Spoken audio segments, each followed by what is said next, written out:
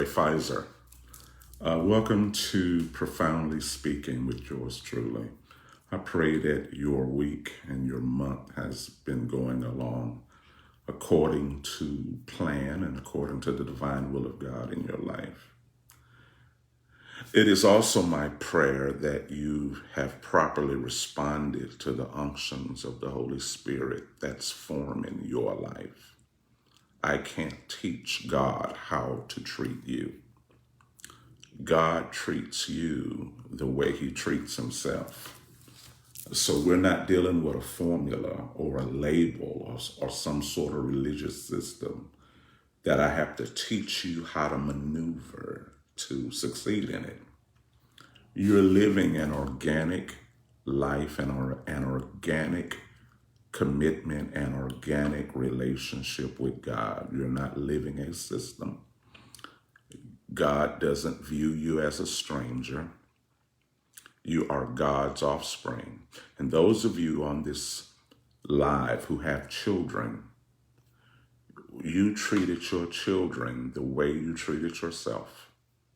You didn't treat your children as strangers. You didn't treat them as though they were aliens. You handled them to the degree you handled yourself. And so you didn't have to promise them that you were going to treat them any better than you. You treat your flesh as your own flesh. You treat your loved ones as your own body. And so God treats us as his own flesh. There is no unknown with God. It's not an unfamiliar nothing with God. It's unfamiliar with us because we are accustomed psychologically of living our own plans and our own humanity. And we're constantly praying to God to protect us from things. And so psychologically, we don't feel that we're God's own flesh. God treats us according to how he treats himself. There is no strange places he puts us in. God puts us wherever he is. He treats us as his own flesh. He doesn't treat us as property. He treats us as his own flesh. Now, in our religious mind, we feel we are property or that we are someone that God made a promise to, so he has to deal diligently and gently with us. No, God's not really dealing gently with you, or he's dealing with you according to how he deals with his own flesh. And when I had to travel the country back and forth to California and taking my family with me, I put them in the truck and we were in the same desert. We ate at the same restaurants and the same fast food joints. We slept in the car, slept in the hotel, slept in the motel. We all were together in the process.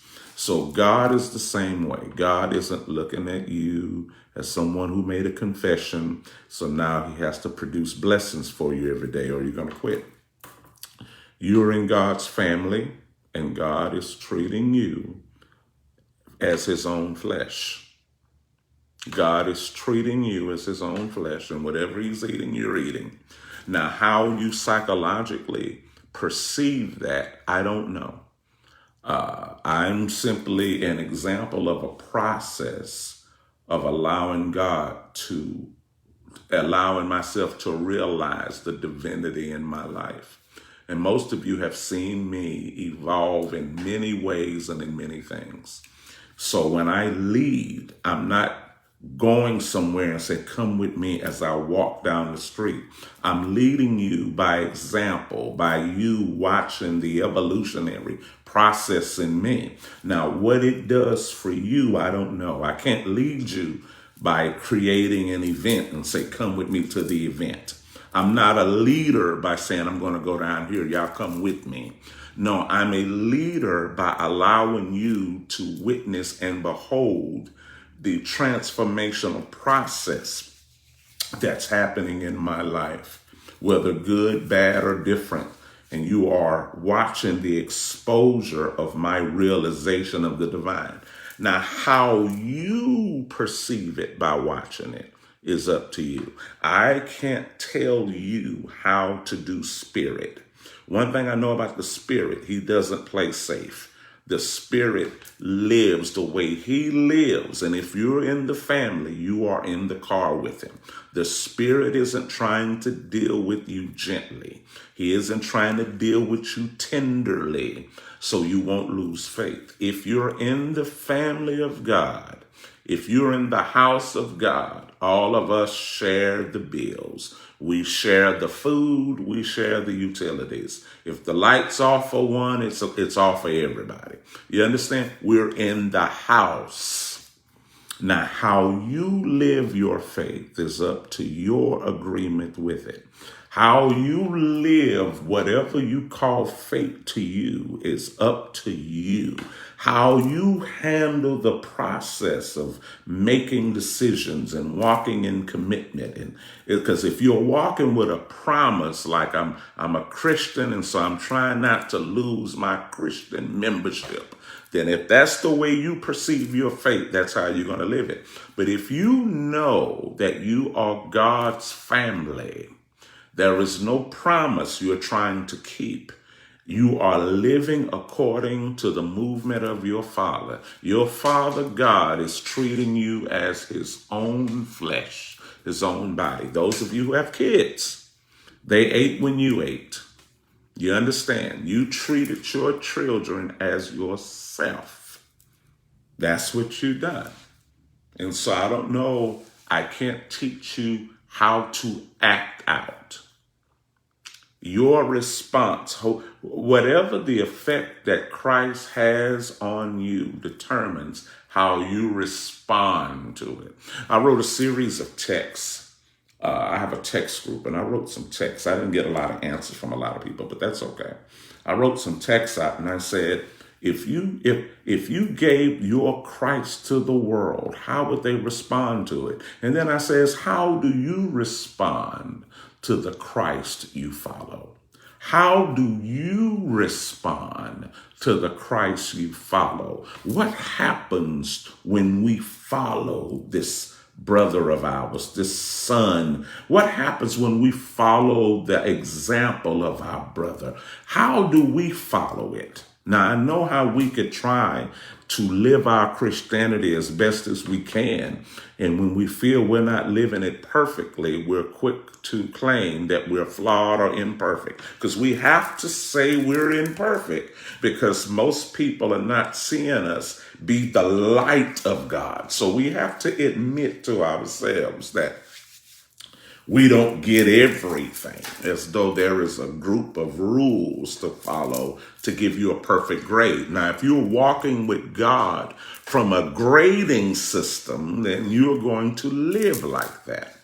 But when you are following what you love, and not just what you love, but this is your family, you begin to connect to the responsibility of the family. Now, how do we have we discerned the responsibility of God, or do we need some church work to commit to? Have we in our spirit defined what a kingdom responsibility is? Write that down. Have I defined a kingdom responsibility? Do I attribute a kingdom responsibility? And hello, everyone who's on. Is a kingdom responsibility a local church program? Is a kingdom responsibility anything that the pastor assigns?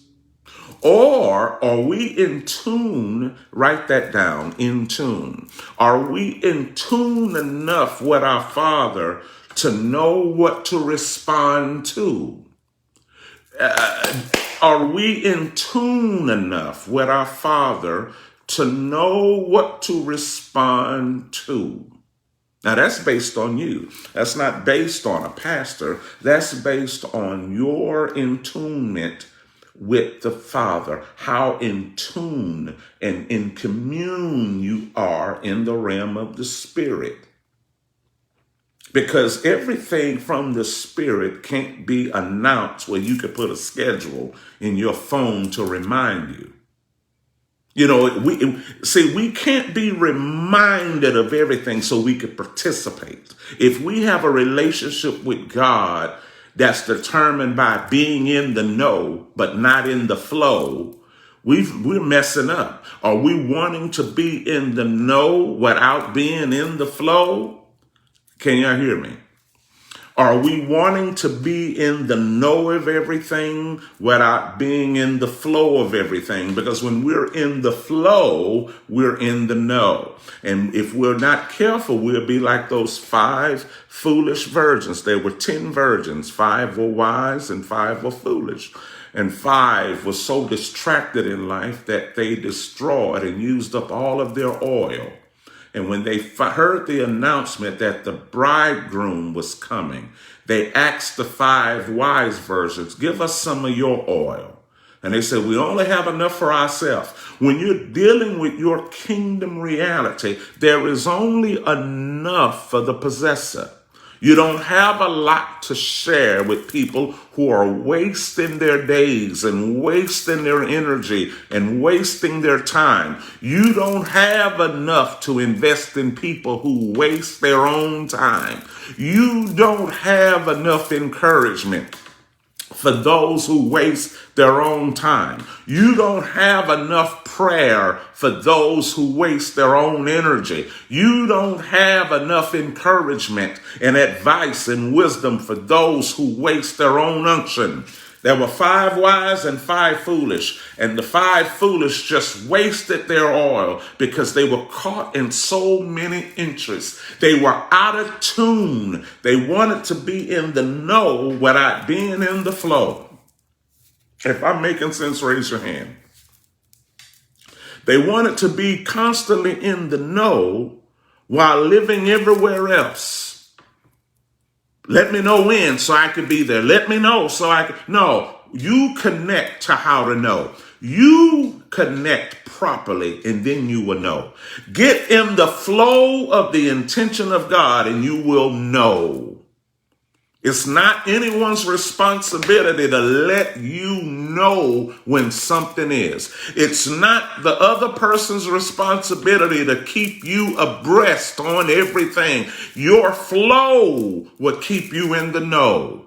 You can't be over there and over there and over there and say, remind me. No, you don't need an enabler. You need to be in the flow.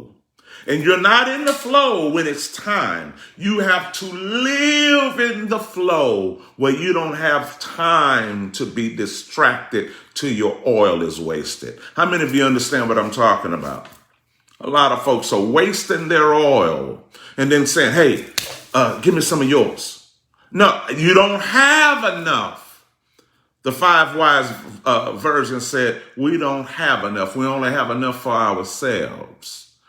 Because there's a time when the bridegroom and the anointing and the unction will be ushered into the place. And we don't know the time of the divine moment.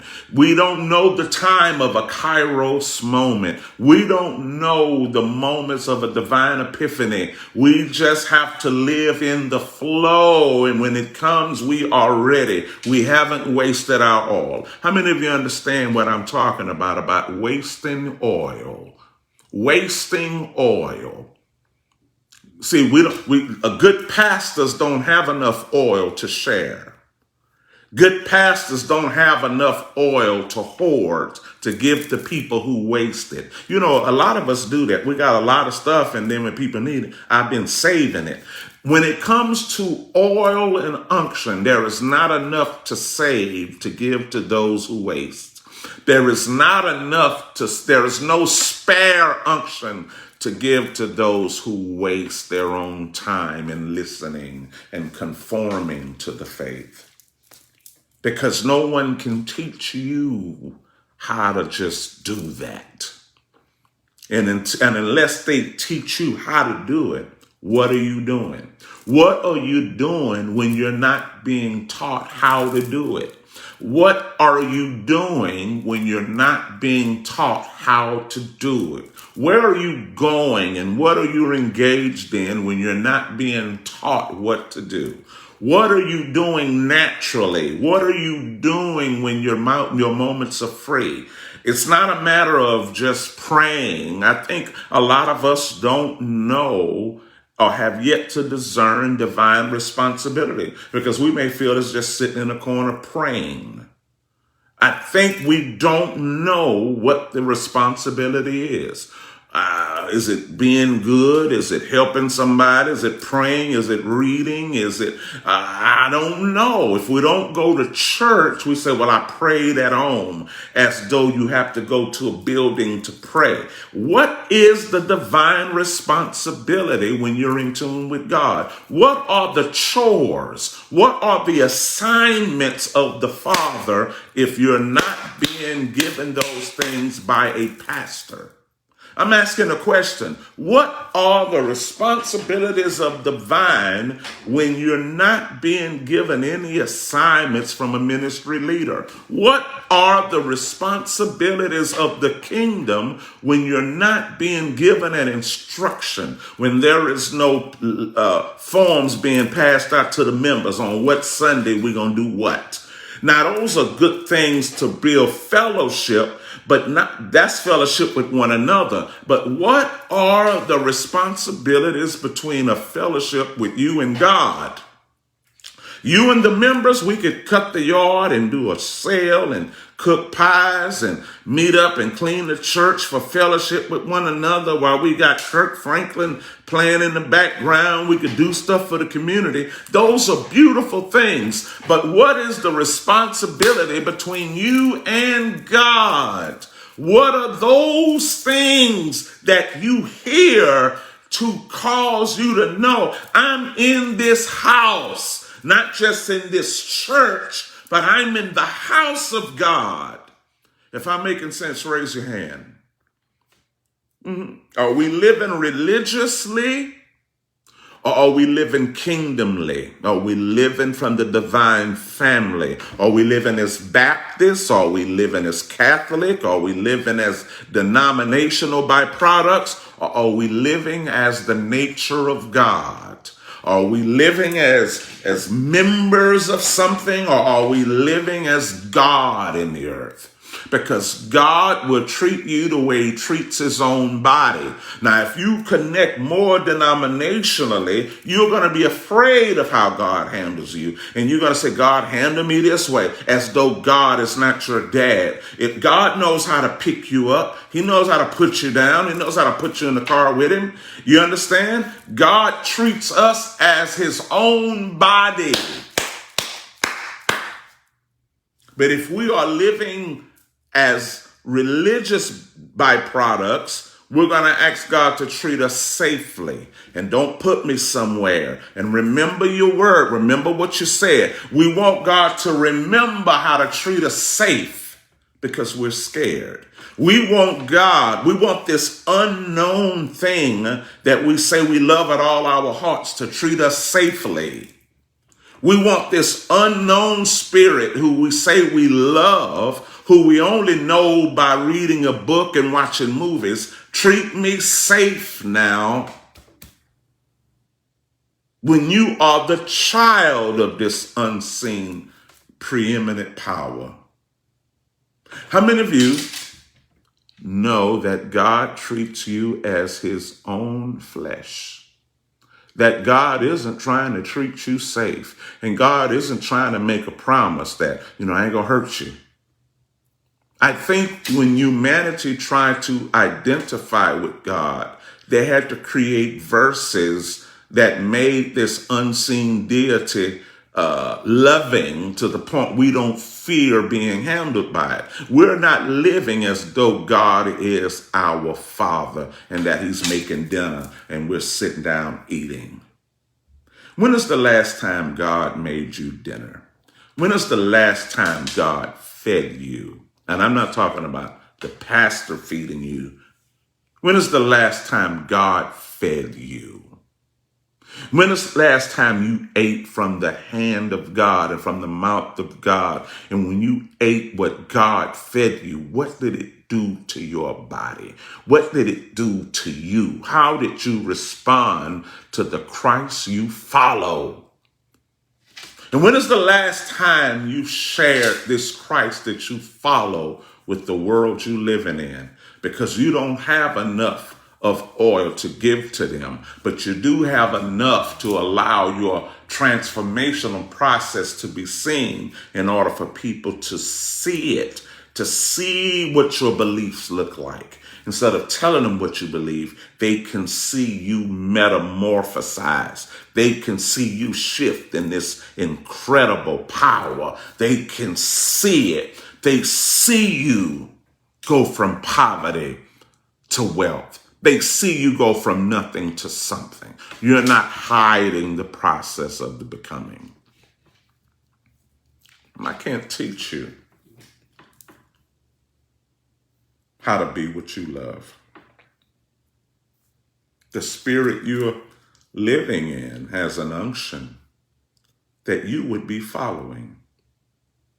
That you would be following. And when you follow that unction, you don't feel naked. You don't feel incomplete. Because as I follow my fulfillment, it doesn't leave me feeling incomplete when I walk in the room. And when I walk in a room, I don't feel incomplete. And I don't feel that I have to create some sort of energy to get the whole attention of the room. Live so validated by your identity. All you have to do is just walk in the room and sit down. You're not concerned about turning the attention of the room to you. Be so rich in your identity that you don't have to turn the room to you at all. You have enough validation and power in you to walk in and just sit yourself down. And if they ask you a question, you're ready. And if they don't, it's fine. They don't have to, you don't see me. You don't need to be seen when you've already seen yourself. You don't have to worry about how do they see me. No, it's how do you see you and the Father you follow. How do you see you? Forget how they see you. How do you see you and the Christ you follow? How do you see it? Not how you think it. Because your body and your life's rhythm looks like the Christ you follow. Not just the Christ you hear about. And not just the answers you give in a safe environment. No. How you follow, your behavior follows. I don't need to teach you how to do that. I don't need to teach you how to understand your own Father. Because God teaches us and God deals with us as his own flesh. And wherever he feels safe, he will bring you. He feels so safe, he allowed himself to die and go to the pits of the hell and got up. He feels so safe, he allowed himself to be whipped. He feels so safe, he allowed himself to have a crown of thorns put upon his head. He feels so safe, he allowed people that walked with him to lie on him. He felt so safe, he allowed people to walk with him that wasn't really friends and turned him in, and they rejected him, and they denied him, and they betrayed him. He was so safe to allow all manner of relationship, whether they were perfect or not, to walk alongside of him. And he never lost courage in himself. He was so original, he didn't try to be nothing else. He was so original, he was outnumbered yet alone. He walked in an originality that took boldness to do, because anything original is by itself. It's outnumbered by copies and outnumbered by everything else, but it stands on its own without trying to look for anything like it. He understood himself so much that he could let a thief walk with him. He understood himself so much that were people who said they believed in him and didn't, and he just let them walk with him. He understood himself so much he didn't allow the fear of his own students to bother him. He believed in himself so much that their unbelief didn't change what he felt about what he preached. You understand? Now, we could say a lot of these things, but we are still emotionally attracted and attached to a lot of things. A lot of us can't say no. We don't have enough oil to say no. So we need someone to come up with an event that we could say, I'm going to help you, just so it could give us the power to say no to somebody else. I need to know where you're going so I could go with you, so it could give me the strength to say no to this other person. Well, if you're not going with nobody, can you still say no? Can you say no on your own? Do you need an enabler? Do you need somebody to have something for you to help with in order to give you power to say no elsewhere? Or can you say no on your own? So a lot of us can say the right things, but we can't say it on our own. We can't speak it on our own.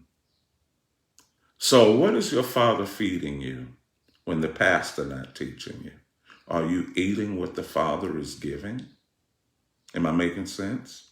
And what are you doing? What is the work that you're doing? What is the responsibility that you're connecting with when the pastor's not giving you something to do at the building? What did God give you to do for you? You feel me? Yeah. I think you know where I'm going. I think you do. I think you do. What's there for me to teach you? I'm only sharing what the Father shares. It's a teaching when you do it. It's not a teaching when you hear it. God isn't interested in sitting people down and talking to them. God talks to all of his children. So I'm going to ask you this before I go. When God speaks, do you just hear it so you could tell other people that he said something to you? Or do you follow it to another door? Do you follow it to a becoming? Because God don't speak to just say things to your mind. God speaks to invite you to a door to walk through in order for changes to happen. Have you opened every door that God spoke you to? Have you gone through every door that the voice of God spoke you to? Because every time God speaks, that's a door to somewhere. That's a door to another life. That's a door to another dimension. That's a door to another power. That's a door to another realm of enlightenment. That's just not awareness. Awareness is when I get the gist or the thought to go, but it's not enlightenment until I go. And a lot of us are living with a lot of awareness, using awareness to answer the questions of enlightenment. And awareness will never answer the question of enlightenment. Awareness is the door to enlightenment. Awareness and enlightenment are not the same. Am I making sense? Yeah. Hey, for those of you, I want you to order my book, How to Love Yourself Back to Power. You could get it from Amazon or Barnes & Noble, or you could write me and send $15.99 and I'll autograph it and send it to you. Or you could get them everywhere books are sold. Also, I know some of you who've watched us on social media. The Fizer Interglobal offices are open, so we're going to meet there on Tuesdays for charting the course. And I think on May the 8th, we're going to have a home buying workshop for those who are looking to buy a home, who want to get their credit together. Though it's as simple as you think. So we're going to have people to come in to give you insight on how to purchase a home, because I want you to be fulfilled in every space of your life. I want you to be able to pay your bills. I want you to be able to pay your notes. I want you to be able to be satisfied, and I want you to find rest when you sleep. I want you to go to sleep and have rest instead of going to sleep calculating how you're going to pay bills. I want you to go to bed. I want you to take this Christ mind, and I want your humanity to subject itself to this Christ discipline, so you could get your home, you could pay your bills, you could earn you some money. I want all of your life to be full. I don't want you to be full of revelation. I don't want you fat on thinking. I don't want you fat on revelation. If you're going to be fat, just be fat everywhere. I want you full everywhere. I want you to prosper as your soul prospers. I want you to live a disciplined and an effective life. So I'm going to make an announcement, but I believe we're going to do this on May the 8th, and I'll talk about it even more. So look on my social media, and we'll be having this at our offices at 7676 Hillmont Street. Okay? Just stay looking on social media and I give you the information. So I pray that you got something from this, but you should have got something from God way before you got anything from me. You feel me? Every time God speaks to you, that's a door to another life. You feel me? Don't waste those words. Don't waste the day. Hey, if you have any offering or anything you want to sow, hey, go to my Cash App at $Coach Fizer, or you can go to www.undraifizer.com and go to financial investment and sow whatever you want, okay? You can Zelle me at my number, 832-229-5392. That's 832-229-5392 if you want to Zelle, whatever you want to sow into this work, okay? Because we are doing it, and I'm doing it because it's my life. You feel me? I'm following the ministry of the voice. I used to follow the ministry of the opinions of the people, because when you follow the opinions of the people, you got to keep them going. And I find out sometimes people are not going to keep going just because you're going. You need to follow the voice of your Father. And don't just say it to encourage yourself, just so you could compete against other people's doubts. You know, you say, I'm going to listen to God.